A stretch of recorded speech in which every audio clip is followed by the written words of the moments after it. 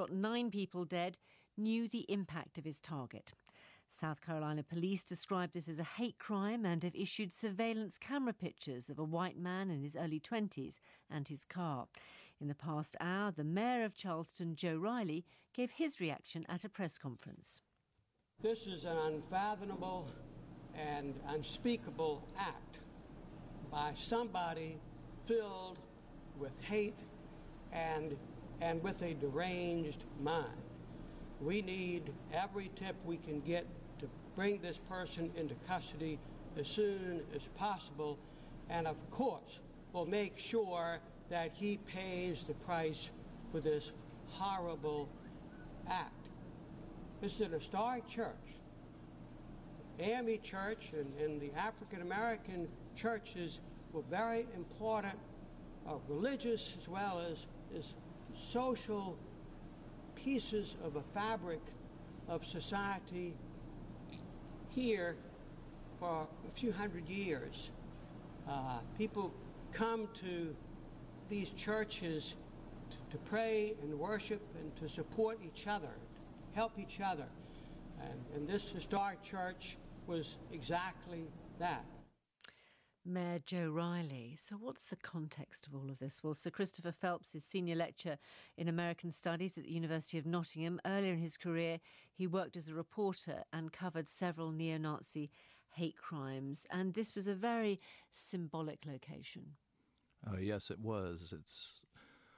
The AME Church goes back all the way to days of slavery and is one of several denominations in the United States, including the Black Baptist Church, that's the center of black culture, black society, and black social life, and even has a kind of political resonance.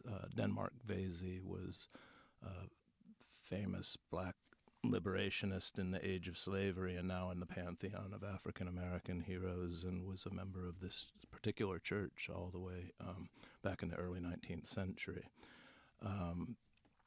And it's the case that the Reverend Pinckney, who was killed with his sister in this attack, was not just a religious leader, but was also a political figure in the black community. A state senator, I believe. That's right, and had been in the state house before that. And it has all of the earmarks. I mean, of course, this is early moments, and I'm sure in the next few days we'll hear a lot about this particular 21-year-old white male who decided to undertake this abhorrent act.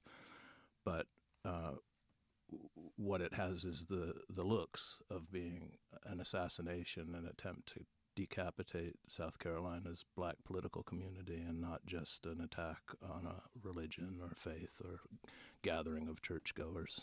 Interesting you describe it as such, that the police are calling it a hate crime. Mm-hmm. Well, that would indicate that they believe left at the scene was some sort of explicit justification based on racism. It seems on the face of it that a white person shooting up for no other reason at all a black church probably was racially motivated. There's a long history of racial violence in the United States. The Black Power militant H. Rap Brown once said violence is as American as cherry pie. And that includes lynching, the extrajudicial violence, mob violence carried out against blacks in the days of segregation, and it goes all the way down to the present. This occurs in the context of a Black Lives Matter movement, a black movement to try to put police conduct in the public spotlight, but it actually emerged out of vigilante killing of Trayvon Martin in Florida a few years ago. And so there's a sort of poignancy to this happening at this very moment when so many people are working so hard to try to bring about less racialized violence in the United States. Dr. Christopher Phelps from Nottingham University, many thanks. The German Chancellor Angela Merkel